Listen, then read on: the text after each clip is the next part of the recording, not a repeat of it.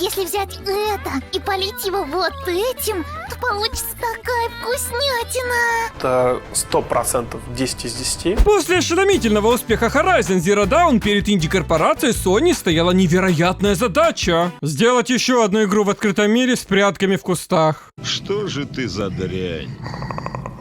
Это несложно. Ubisoft уже так лет 10 делают. We are Ubisoft. Но Sony пошли дальше. Ведь вторая часть — это теперь не просто пострелушки из лука по роботикам, а высокоморальная игра с тяжелым целым одним выбором и эволюцией главной героини. Я дивергент.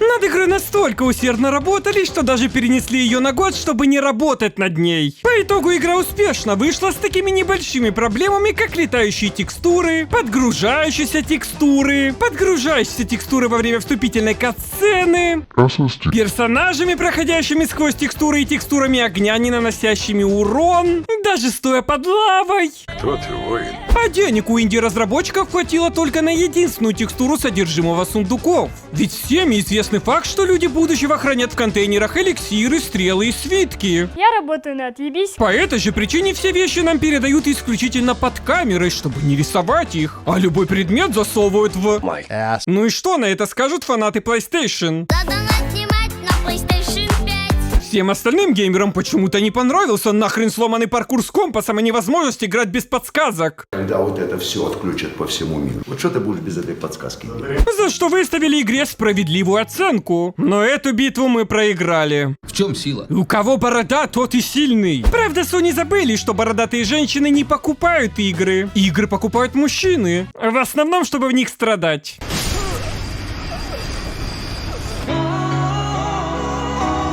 Игру, конечно, пытаются исправить до сих пор. Уже 13 раз. Получается не очень. Мы довольны своей работой максимально, но наша работа не дала результатов. У Sony сейчас в целом проблема с персоналом. Нормальных нет, остались только попугаи. Последние шекели тратят на покупку людей, называя это приобретением студий. А их данные, судя по всему, могут взломать даже школьники после недели курсов IT. Именно поэтому после банкротства Ютуба и успехов в криптовалюте я выбираю работу на заводе белого IT-хакинга. Это буквально новое слово в понимании работы. Все, что вам нужно — сидеть. Вы сидите на диване, на геймерском стуле, в офисе и проводите атаки на сервера, сайты, приложения и базы данных. Но на стороне добра, тем самым помогая корпорациям защищать свои данные и данные пользователей. Вы даже можете взломать тостер RTX и получить за это зарплату. И лучше всего, по мнению пока еще независимого интернета, белому хакингу обучают Skill Factory. Даже если вы еще юный новичок или дядя Богдан, вас научат буквально с нуля и переведут в самую перспективную специальность в сфере информационной безопасности и защиты от киберугроз. Вы будете тренировать навыки кибератак на специальных виртуальных стендах, которые разрабатывает компания Volga CTF, организатор крупных международных соревнований в области информационной безопасности. А также вы можете регулировать темпы обучения, совмещая с другой работой или учебой. Даже можно уйти на временные каникулы и подумать о миротворении, покое, гармонии, благодати. Вы пройдете полный курс от «Привет, я домашний компьютер» до практических занятий по кибербезопасности, имитирующие реальные действия хакера. Ну и самый главный аргумент — настоящие деньги. Средняя зарплата белого хакера стоит 20 тысяч рублей и не имеет потолка. Переходи по ссылке в описании и получай новую востребованную профессию. А по промокоду Каргас ты получишь 45% скидки на обучение. Сделай это! Но, к счастью, у меня осталась дисковая версия без патчей, где можно увидеть, какой была игра изначально.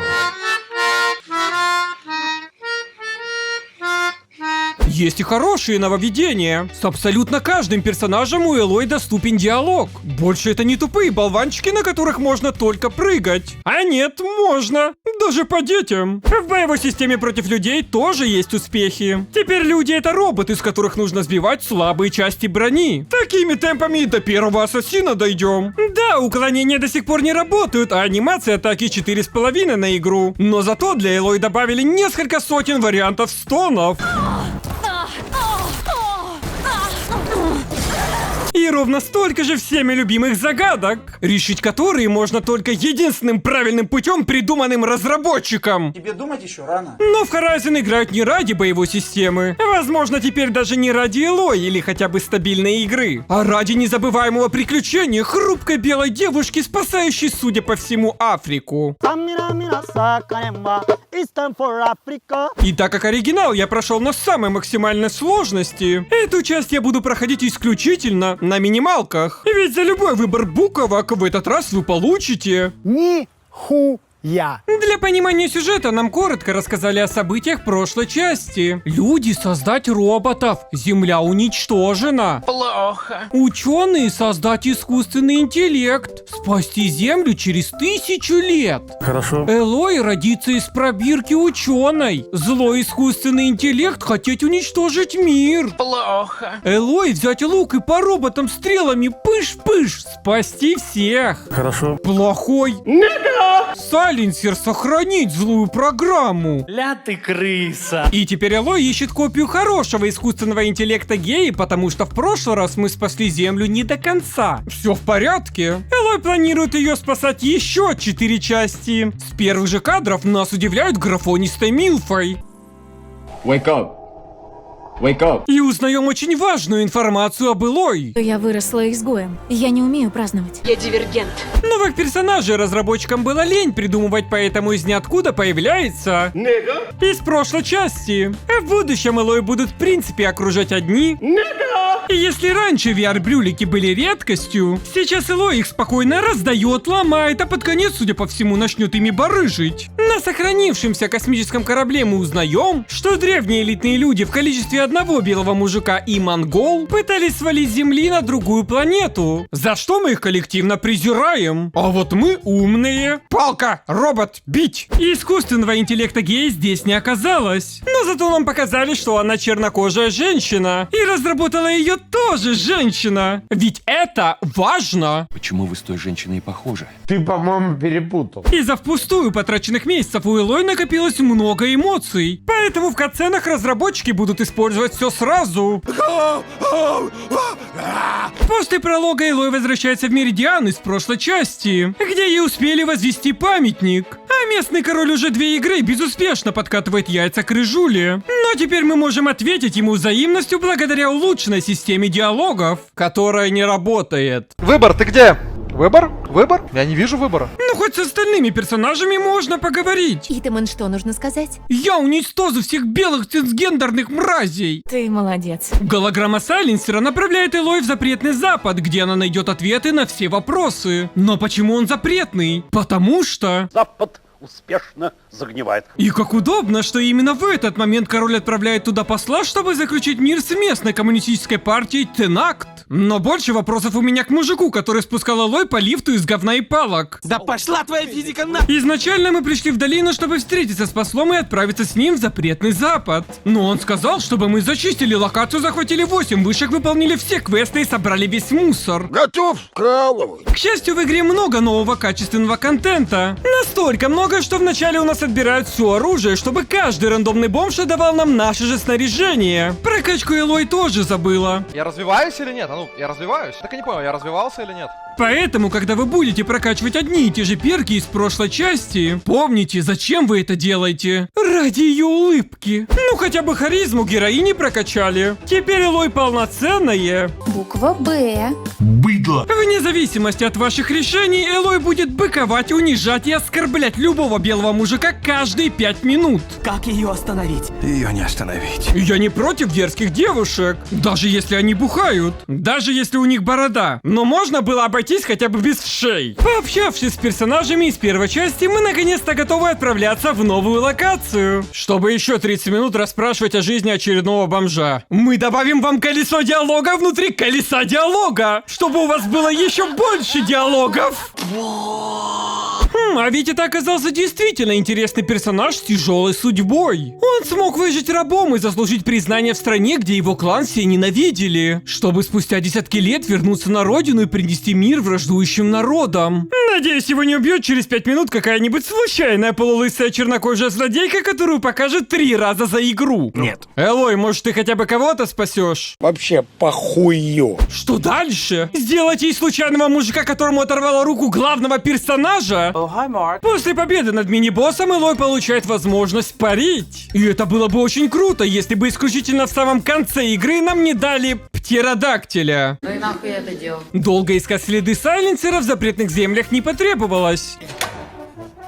Спасибо, стрелочки. Самого его на месте не было, зато остался подарок в виде злого интеллекта Аида. Как хорошо, что Элой умеет подключать мозг к компьютеру через палку.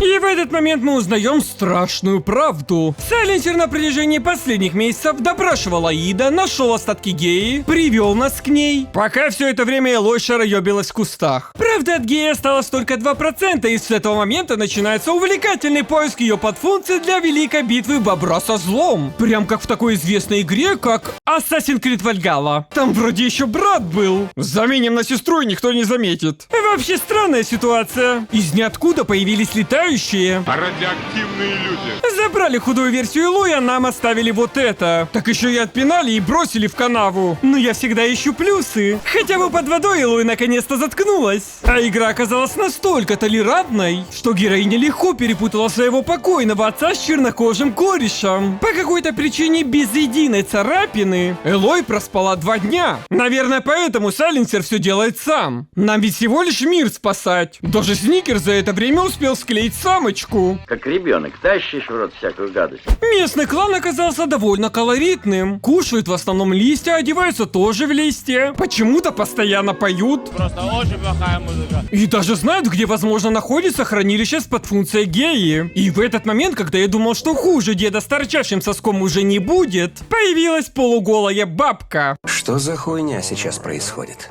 Я не знаю, это странно и очень интересно. Ой, как жаль, что на деревню в этот момент напали, и я не смог никого спасти. И ведь стрелочка уже показала, где хранилище. Спасибо, стрелочки. Первой подфункцией оказалась Минерва, отвечающая за коммуникацию. Но каким образом Элой активировала ее? Она на нее накричала. С этого момента нам доступна собственная база. Но если Mass Effect 2 был космоеб, здесь у нас бомжатник с плесенью. Набор в команду в принципе тоже соответствует. Ты не школьник. Ты недостаточно жирный. Ты не картавый. Ты не из Уфы. Ну-ка с Геей можно лампово поговорить. Каждый раз повторяя одни и те же ответы в разных диалогах. На протяжении часа. Шизофрения. Узнали мы 2 вещи. Профессор Ксавьер и юные титаны на самом деле древние люди, сбежавшие на планету Сириус. И теперь прилетели нас уничтожить. А чтобы их остановить, нужно собрать воедино 3 стихии. Ветра, воды, земли и, возможно, стать новым аватаром. Ну или хотя бы взломать Гефеста, чтобы создать абсолютно гуманное оружие. Значит, у тебя есть совесть. А тут прилетели инопланетяне. Я сожгу их нахуй. Первой нашей целью будет интеллект воздуха Эфир, куда мы направимся в одиночку. Напарники в этой игре существа интересные. Мы не можем ни взять их с собой, ни даже присоединиться к групповухе. Ведь Элой живет по четкому правилу. Анонизм значительно интереснее, полезнее и приятнее. На пути к Эфир игра учит нас важному уроку. И если у стариков вовремя не отобрать телевизор, они начнут ходить в листьях или вообще переоденутся в петухов. Хранилище данных в этот раз оказалось еще доступнее. Вот оно, буквально за троном. Только я вам ее не отдам. Но чтобы пройти дальше, вождь Тенакт просит нас о небольшом одолжении. Нужно всего лишь провести призыв уклонистов, устроить голодные игры, отбить атаку ужасающей злодейки Регалии, спасти вождя, и все это по возможности в национальном костюме попугая. Ну все в порядке, нам дали напарника-инвалида. Самое сложное было убедить уклонистов, что битва насмерть против роботов — это...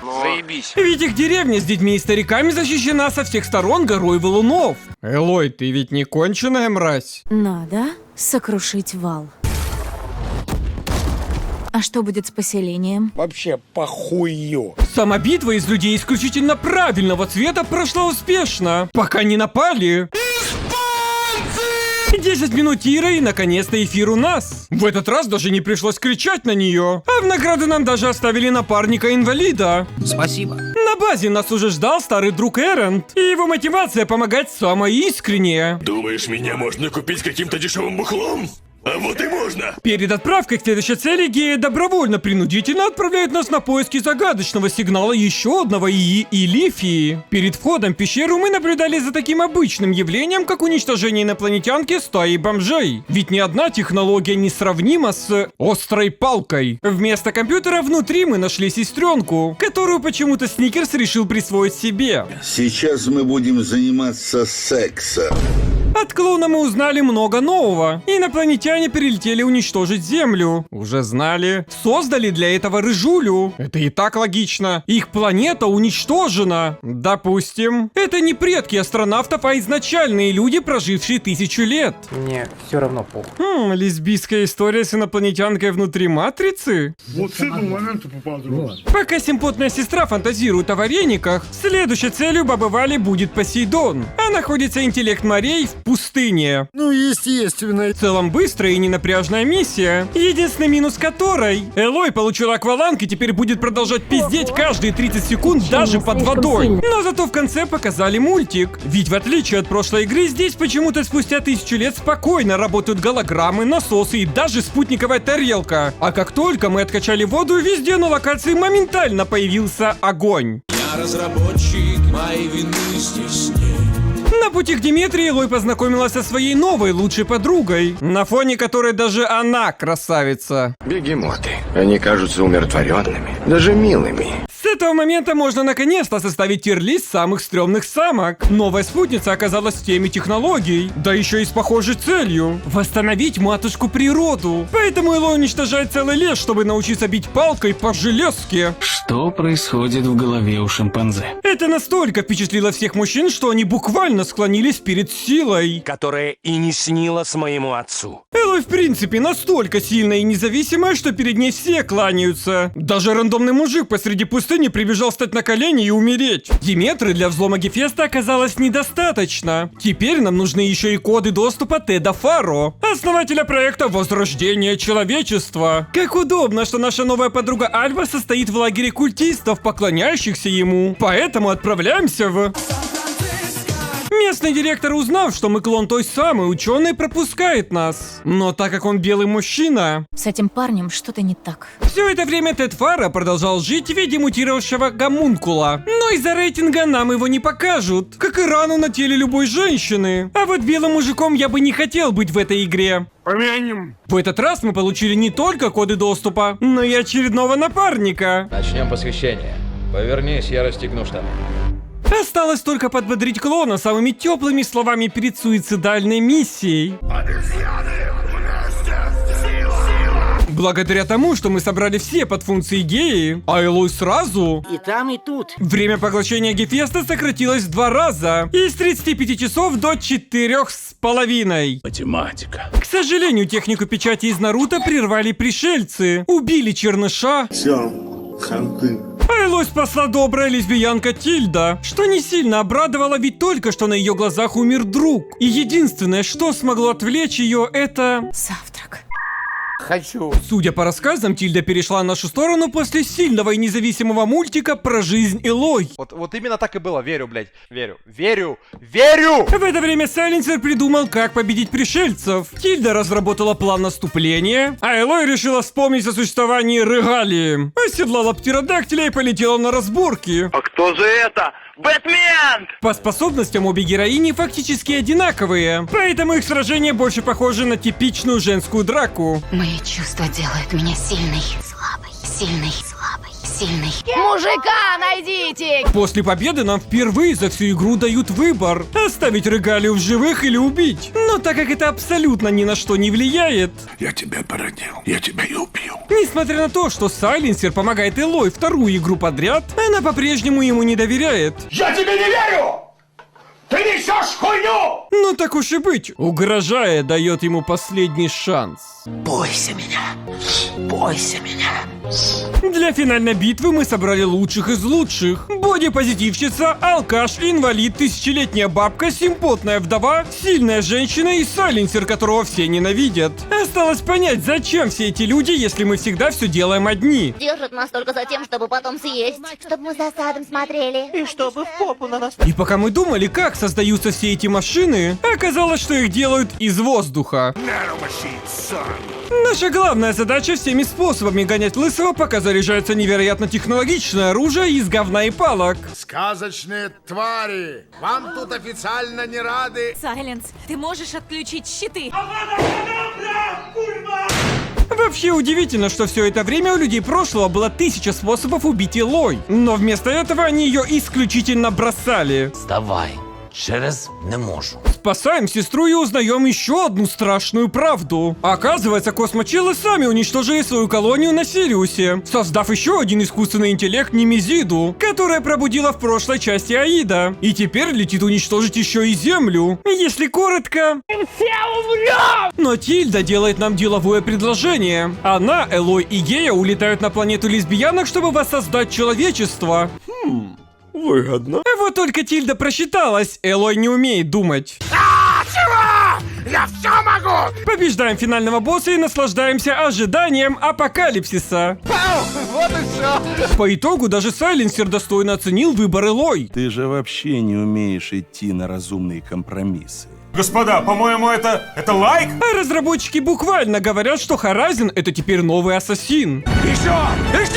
Благо на этом моменте игра не заканчивается и можно дальше исследовать мир. Вот сейчас... Еще немного... Возможно, нужно дождаться 14-й патч. Этот прекрасный летсплей за 70 тысяч рублей поддержали на Бусти и Патреоне все эти прекрасные люди, женщины и, возможно, даже девочки с сюрпризом. Пацаны, вы красавчики. А если это видео наберет 60 тысяч лайков и много-премного комментариев и подписок на телегу и ВК, я раскрою вам весь потенциал эксклюзивов этих коробочек. Вокруг сплошное наеб...